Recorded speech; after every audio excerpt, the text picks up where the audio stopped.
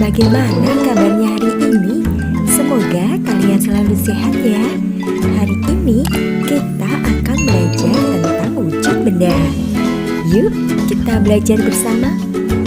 Dilihat dari wujudnya, benda dapat dibedakan menjadi 3, yaitu benda padat, benda cair, dan benda gas. 1. Benda padat.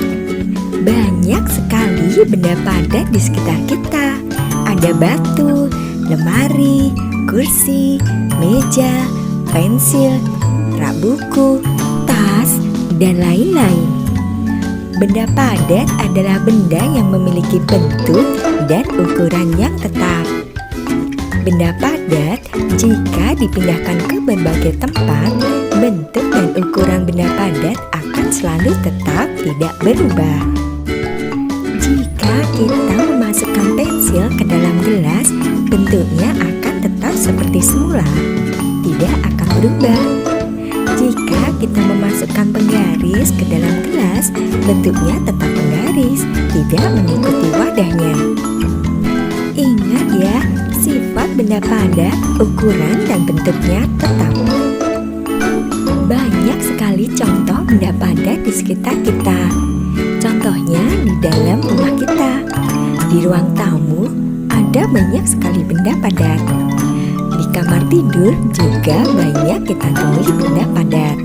Begitu juga di dapur. Nah, nanti kalian coba cari ya. 2. Benda cair. Banyak sekali benda cair yang kita temui setiap harinya. Contohnya adalah kecap, madu, sirup, air putih yang kita minum setiap hari, susu, jus jeruk, kopi, dan teh. Benda cair adalah benda yang memiliki ukuran yang tetap, tetapi bentuknya berubah-ubah sesuai dengan tempat atau wadahnya. Perhatikan contoh berikut. Air dimasukkan ke dalam berbagai macam bentuk botol. Bentuk air akan berubah seperti wadahnya atau botolnya. Air putih dimasukkan ke dalam botol, bentuknya seperti wadahnya. Sedangkan jika dimasukkan ke dalam gelas, bentuknya juga akan berubah seperti gelas atau wadahnya. Minyak goreng dimasukkan ke dalam berbagai macam bentuk botol, bentuknya juga akan berubah menyesuaikan dengan wadahnya. Ingat ya, sifat benda cair adalah bentuknya berubah sesuai wadahnya dan ukurannya tetap.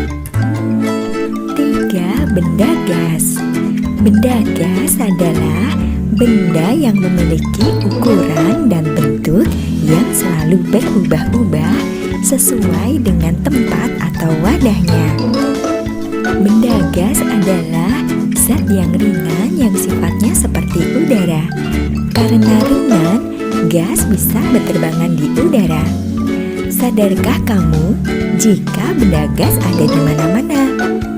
Benda gas ada di segala tempat, di kamar, di rumah, di jalan, di mobil, dan dimanapun.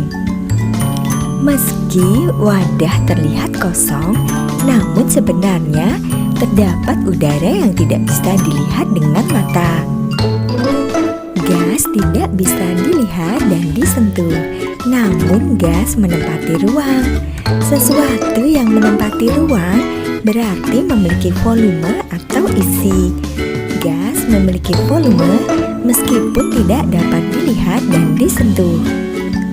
Selain memiliki sifat bentuk dan ukuran yang selalu berubah, beberapa sifat benda gas diantaranya adalah mengisi seluruh ruangan. Pernahkah kalian meniup balon? Saat kita meniup balon, maka semua udara menempati ruangan di dalam balon tersebut. Selain itu, sifat gas adalah menekan ke segala arah. Saat kita meniup balon, maka balon akan mengembang ke segala bagian karena tekanan gas ke segala arah.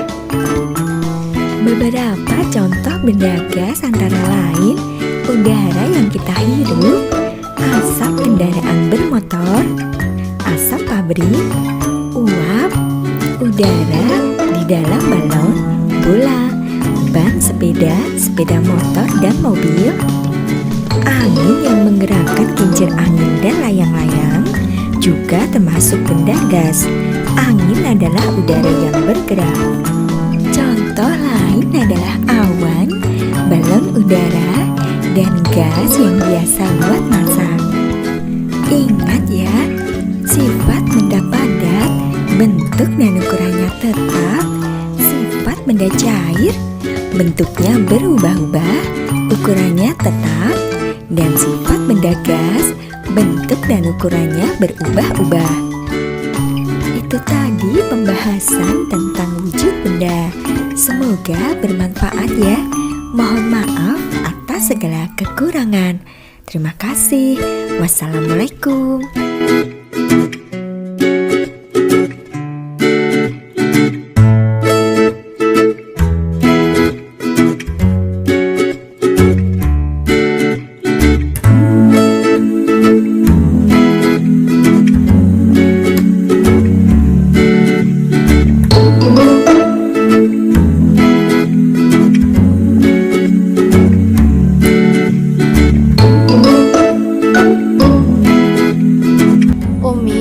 Membacakan sebuah teks bacaan.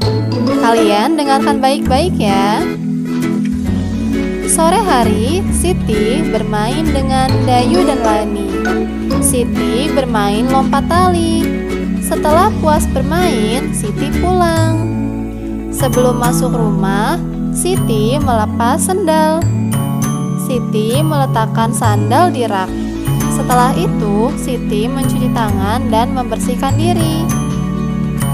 Dari teks tersebut, kita dapat memahami bahwa ada beberapa peraturan, baik itu di setiap tempat maupun ketika melakukan suatu kegiatan tertentu. Maksudnya apa ya, Mi? Baik, kalau gitu Umi kasih beberapa contohnya ya. Coba perhatikan beberapa gambar berikut ini. Gambar yang pertama, di sana ada beberapa siswa yang sedang berdiri. Mereka sedang berbaris. Nah, sikap yang baik ketika sedang melakukan kegiatan baris berbaris adalah melakukan baris dengan rapi. Seperti itu ya anak-anak. Ini perlu kalian contoh. Kemudian selanjutnya, aduh, gambar apa ini? Ada seorang anak yang berlaku kasar kepada temannya. Dia bersikap kasar dengan mendorong temannya. Nah, ini salah satu tindakan atau sikap yang tidak baik. Dan ini bukan sikap yang mematuhi peraturan dalam berteman. Karena dalam berteman itu tidak boleh bersikap kasar. Kepada teman kita harus saling menyayangi dan bersikap yang sopan dan baik. Selanjutnya, gambar yang ketiga. Astagfirullahaladzim. Ini juga tidak baik.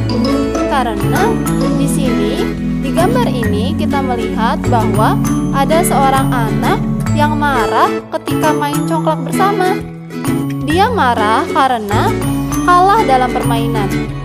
Nah, anak-anak, perlu kalian ketahui bahwa kalah dalam bermain itu adalah hal yang biasa. Karena dalam bermain tujuannya adalah untuk menghibur yang bermain. Jadi, kalau kalian kalah kemudian marah karena kalah, itu tidak benar ya. Itu tidak boleh. Yang namanya permainan, kalah menang itu biasa. Dan kalau kalah, kalian coba lagi untuk bermain. Mungkin lain kali